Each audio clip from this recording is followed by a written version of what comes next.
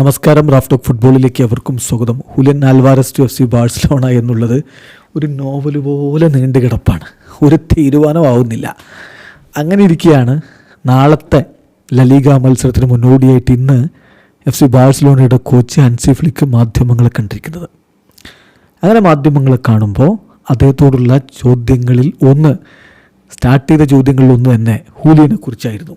അദ്ദേഹത്തിൻ്റെ മറുപടി ഇതാണ്: ഞങ്ങളുടെ പ്രസിഡൻറ്റ് കാര്യം വ്യക്തമാക്കി പറഞ്ഞിട്ടുണ്ട്, ഞാനും ഡെക്കോയും അത് അംഗീകരിക്കുകയും ചെയ്തിട്ടുണ്ട്. അതാണ് പറഞ്ഞ മറുപടി. അപ്പോൾ അതെന്താണെന്ന് വീണ്ടും സ്വാഭാവികമായിട്ടും കുത്തി ചോദിക്കുമല്ലോ, ഹൂലിയനെ പറ്റി എന്താണ്, അപ്പോൾ കളിക്കുമോ ഇല്ലയോ, സ്ക്വാഡിലേക്ക് വരുമോ ഇല്ലയോ, കളിപ്പിക്കാൻ ഈ സീസണിൽ പറ്റുമോ എന്നൊക്കെ ചോദിക്കുമ്പോൾ പറഞ്ഞ മറുപടി that's all I can say. ഞാൻ ഓൾറെഡി പറഞ്ഞല്ലോ, ലാപ്പോട്ട ഞങ്ങളോട് വിശദീകരിച്ചിട്ടുണ്ട്, ഞാനും ഡെക്കോയും അത് എഗ്രി ചെയ്തിട്ടുണ്ട്. അതിനപ്പുറത്തേക്ക് എനിക്കൊന്നും പറയാനില്ല. എനിക്കിവിടെ ഹൂലിയനെക്കുറിച്ച് സംസാരിക്കാനില്ല. എനിക്ക് ഇപ്പോൾ ക്ലബിൻ്റെ സിറ്റുവേഷൻ എന്താണോ അതിനെക്കുറിച്ച് സംസാരിക്കാൻ പറ്റുകയുള്ളൂ. ഞങ്ങൾ നല്ല കുറച്ച് സൈനിങ്ങുകൾ നടത്തിയിട്ടുണ്ട്. ക്ലബ്ബ് തീർച്ചയായിട്ടും ഭാവിയെക്കുറിച്ച് ചിന്തിക്കുന്നുമുണ്ട്. അപ്പോൾ ഒരു കോച്ച് എന്ന നിലയിൽ ഞാൻ ഏറ്റവും ബെസ്റ്റ് ടീമിന് വേണം എന്ന് ആഗ്രഹിക്കുന്നതാണല്ലോ. അപ്പോൾ അതുകൊണ്ട് ഞാൻ ചോദിക്കും, മോർ ആൻഡ് മോർ ഞാൻ ചോദിക്കും. പക്ഷേ ചിലപ്പോൾ അത് വർക്ക് ചെയ്യും, ചിലപ്പോൾ വർക്ക് ചെയ്യില്ല. ഞാൻ ആവശ്യപ്പെട്ടതൊക്കെ നടന്നുകൊള്ളണമെന്ന് നിർബന്ധമില്ല. എനിക്ക് ഈ ടീമിൽ കോൺഫിഡൻസ് ഉണ്ട്.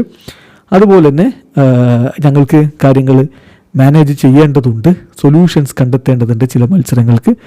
പക്ഷേ ഞങ്ങളുടെ ക്വാളിറ്റി എന്ന് പറഞ്ഞാൽ അത് എനോർമസ് ആണ്.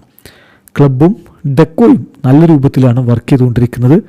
അടുത്ത 3-4 വർഷത്തേക്കുള്ള കാര്യങ്ങൾ ഞങ്ങൾ സെറ്റാക്കിക്കൊണ്ടിരിക്കുകയാണ് എന്ന് തന്നെ വളരെ കൃത്യമായി വ്യക്തമായി ഹാൻസി ഫ്ലിക്ക് പറയുന്നു. ചുരുക്കത്തിൽ ഫ്ലിക്കിന് അദ്ദേഹത്തെ ആവശ്യമുണ്ട്, ഹൂലിയന് ആവശ്യമുണ്ട്. പക്ഷെ ഞാൻ ആവശ്യപ്പെടുന്നതൊക്കെ നടന്നുകൊള്ളണമെന്നില്ലല്ലോ എന്ന് പറയുന്നുമുണ്ട്. ഉള്ള ടീമിൽ, ഉള്ള സ്ക്വാഡിൽ അദ്ദേഹത്തിന് കോൺഫിഡൻസ് ഉണ്ട്. അതാണ് ഇപ്പോൾ നമുക്ക് പറയാൻ പറ്റുക. ഹൂലിയൻ്റെ കാര്യത്തിൽ സ്റ്റിൽ തുറന്ന് കിടപ്പാണെന്ന് പറയേണ്ടി വരും.